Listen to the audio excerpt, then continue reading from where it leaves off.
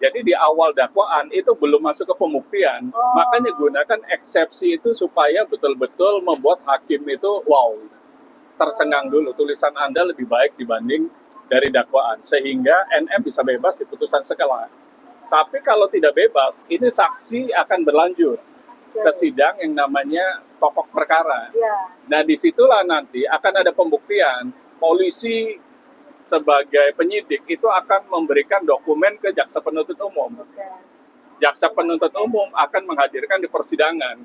Kenapa NM jadi terdakwa? Ini loh alat buktinya. Ada alat bukti pemerasan, mungkin ada pengancaman, mungkin ada TPPU, mungkin undang-undang ITE. Itu buktinya ada semuanya di situ.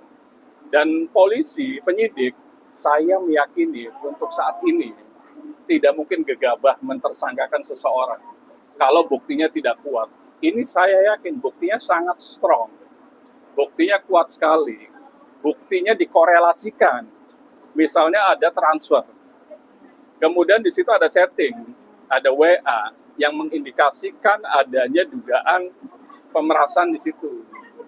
Termasuk TPPU-nya. Kalau Anda tidak begini, maka beginilah. Itu kan berarti sudah masuk. Kemudian ada bukti transfer. Nah itu kan pas tuh, kesesuaian alat buktinya. Tinggal ditambahkan alat bukti yang namanya saksi. Siapa saksi yang melihat, yang mendengar, dan menyaksikan di situ? Itu dihadirkan oleh jaksa. Saksinya dari mana? Saksi yang sudah di BAP pada saat proses penyidikan. Itu akan dipanggil semua. Dan semuanya akan disumpah dengan kitab suci masing-masing. Saksi tidak boleh bohong. Hakim itu dari awal sebenarnya udah tahu mana yang benar, mana yang salah. Jadi jangan sampai membuat kesaksian palsu.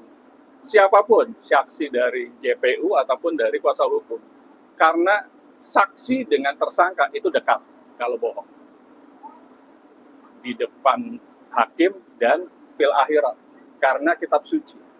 Jadi pada saat sudah demi Allah, itu harus betul-betul sesuai fakta. Jangan tergiur dengan sesuatu yang sementara, yang namanya materi, kalau sudah demi Allah. Karena apa? Sudah ke Allah Subhanahu wa Ta'ala. Kalau bohong satu kali, itu bagaimana balasan di neraka nantinya. Jadi untuk jadi saksi itu pun berat. Jangan sampai membuat kesaksian palsu, baik saksi dari JPU ataupun saksi dari kuasa hukum. Do the best saksi. Aduh, ya bang, abang ini bener-bener, sini aku ngaku gila, pinter banget. Kepala gue pusing, kepala gue berat. Karena ya, kalau abang kan bicara tentang hukum, karena abang memang seorang ahli hukum. Kalau saya, karena saya bicara tentang seseorang naluri keibuan. Kalau saya berharap di sidang ketiga itu mudah-mudahan lawyer dari seorang NM bisa membuat eksepsi ilmiah yang keren banget sehingga Nikmir bisa dibebaskan. Ini berharap saya loh bang ya bang, berharap saya sehingga tidak lanjut ke 4 untuk pembuktian yang sebenarnya gitu ya. Saya berharap itu sih bang. Tuh, tapi kira-kira nih bang, kira-kira jika ya saya sih takut berkira-kira ya. Tadi kan dari minggu ketiga tuh bisa ada kemungkinan jika eksepsi yang dibuat oleh seorang lawyer Nikmir ini adalah handal banget, keren banget. Ada kemungkinan untuk peluang bebas lagi selain di hari minggu ketiga itu nggak bang?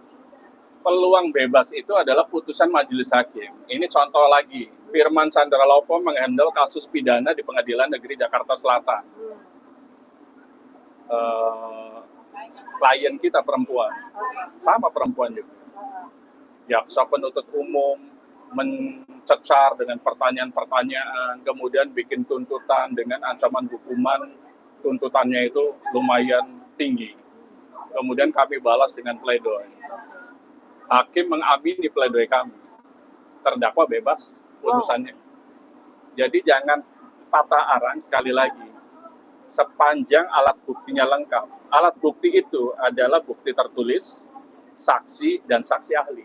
Jadi 3 itu. Kalau itu bisa mengatakan yang sebenarnya, sesuai fakta persidangan yang sebenarnya, dan berkesesuaian antara bukti tertulis, saksi, dan saksi ahli, yakin bisa bebas juga. Makanya